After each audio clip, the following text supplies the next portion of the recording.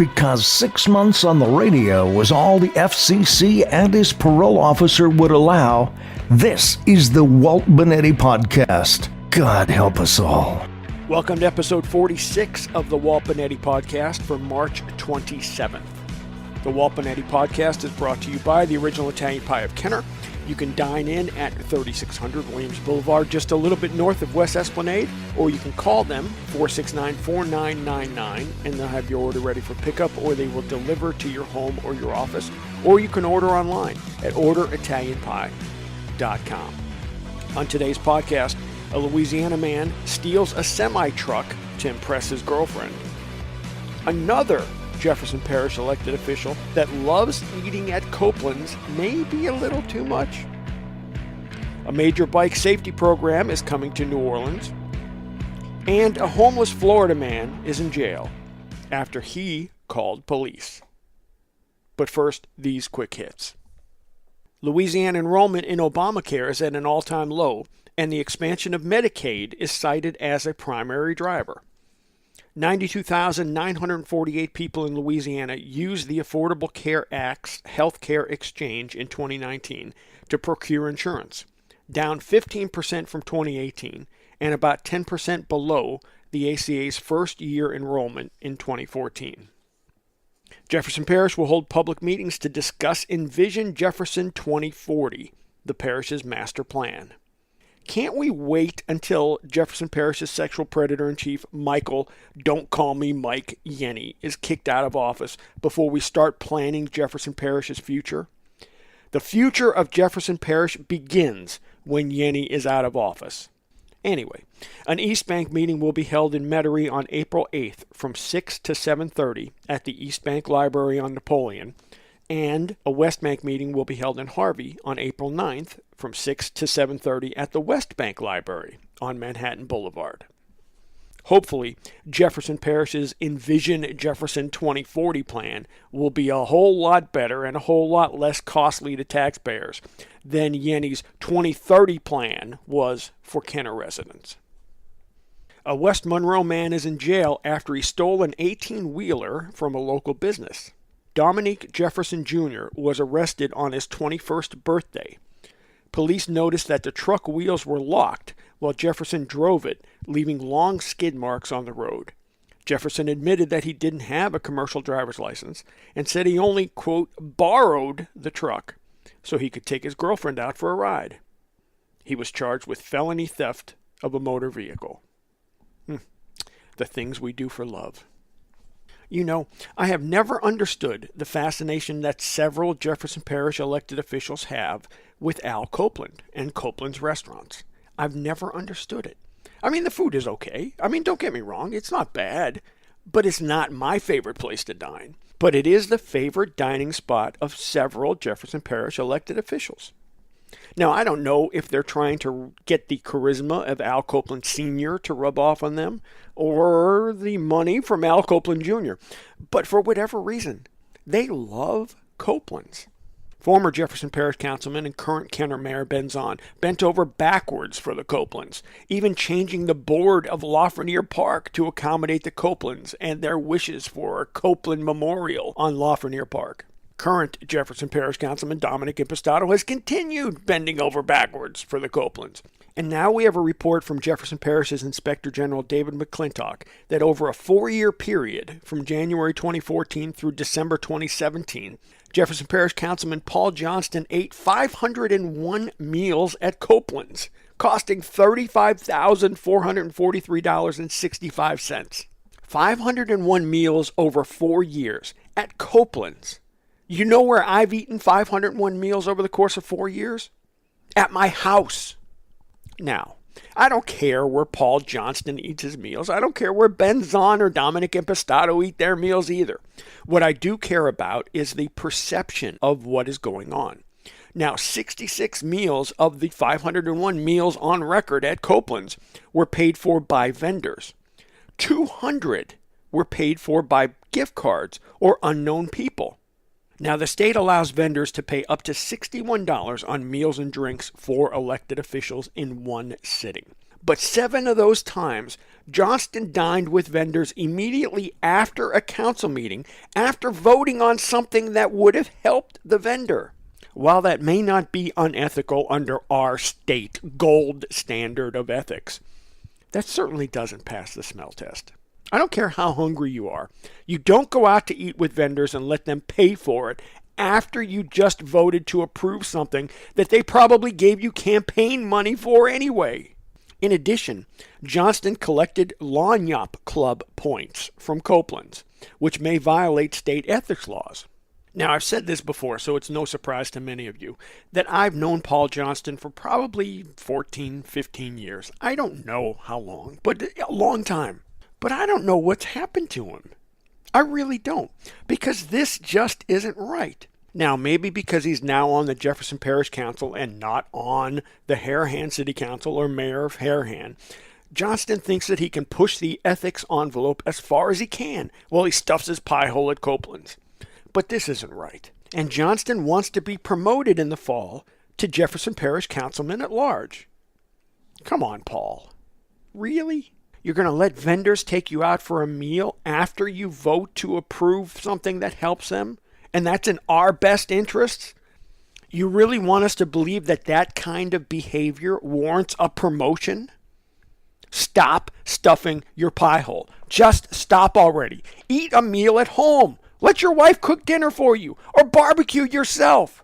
But stop going out for meals and letting vendors pay for them, especially after you just gave them something that cost us, the taxpayers, money. And now this. Speaking of stuffing your pie hole, maybe one day someone will host a podcast about how I love the original Italian Pie of Kenner. They're at 3600 Williams Boulevard, just a little bit north of West Esplanade. You know where they are. You can dine in, they have great service, or you can call them 469-4999 and they have your order ready for pickup, or they will deliver it to your home or your office. Or you can order online at orderitalianpie.com. Whether you want incredible appetizers, a salad, a sandwich, a calzone, a wrap, incredible pasta, or pizza. And don't forget the cannolis.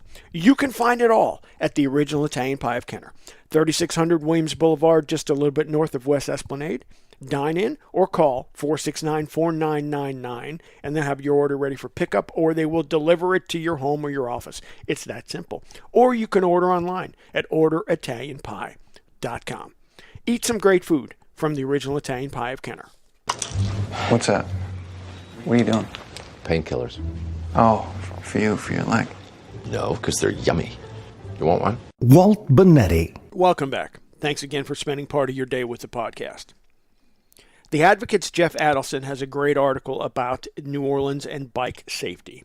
The city of New Orleans will announce a major program next month to improve bike safety, and the city will finalize a citywide bike path network later this year. The bike safety program will include even more protected bike lanes on major streets. The so-called, quote, high-stress streets cover 33% of the city's road network, but account for 60% of bike crashes.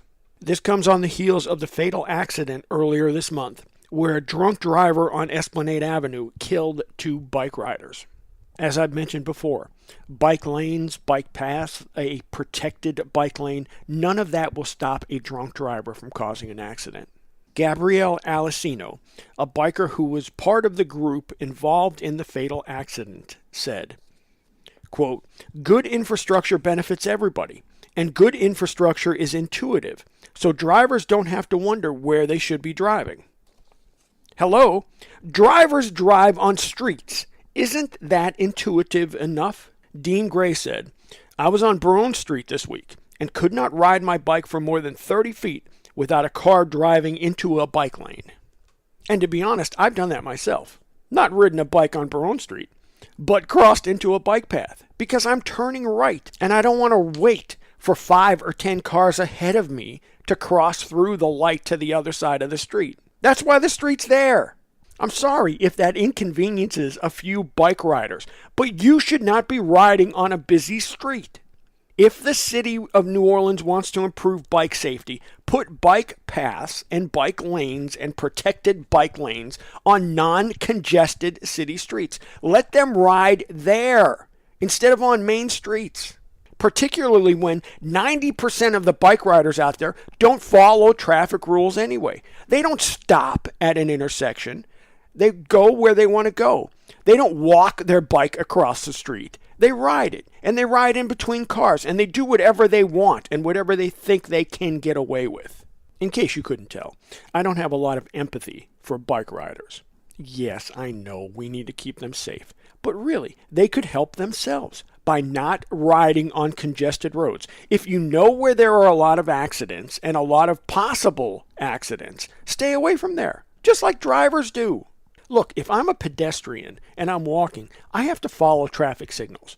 But bikes don't. Like I said, they do what they want. I can't walk across Canal Street nonstop without getting hit by a car. I can't do that on Veterans Highway in Metairie. It just doesn't work that way. So make them follow the rules and make them ride where there is less congestion. There are enough side streets where you could put bike paths where they could get from A to B without causing an accident or without being in a high accident probability area. Just do that and leave the cars on the road. You can't continue to take more and more space away from a street and from cars driving on streets and give them to bikes. It's just not possible. Some of the streets in New Orleans, you can barely park on one side of the street and get through. And now we're going to cut out even more space for bikes? No. That makes zero sense. Just down the page on theadvocate.com, there was an article about all of the priorities that New Orleans has and all of the infrastructure needs that New Orleans has and how we can't continue to devote as much money to tourism. Tourism is the golden egg that brings everybody here, that brings us the money so that we can afford to do things and improve our city. With all of the pressing needs that the city of New Orleans has, can we devote a ton of money to improving bike safety when there aren't a ton of bikers out there anyway? As I mentioned previously, a federal study showed that over 135,000 cars commute to New Orleans daily to go to work. So let's do what we can to improve bike safety. Let's do what we can afford. But for 5,000 bike riders versus 135,000 cars, let's keep everything in perspective. Now, the Walt Bonetti Podcast Dumbass of the Day. We have a sad dumbass of the day. A 35-year-old Florida man was killed after he tried to retrieve a pigeon that was on a power line. Elian Garcia Rivera was electrocuted after he used a 20-foot aluminum pole to try to get the pigeon. Come on. An aluminum pole and a power line? That's a recipe for disaster. And it cost Garcia Rivera his life.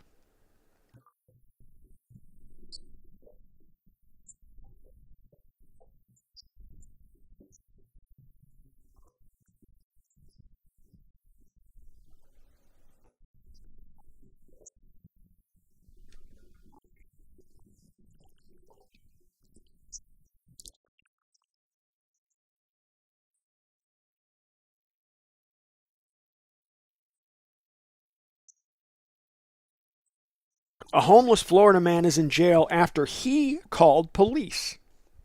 John Single claimed he paid 4 people $500 for one or more of them to come to a hotel room and have sex.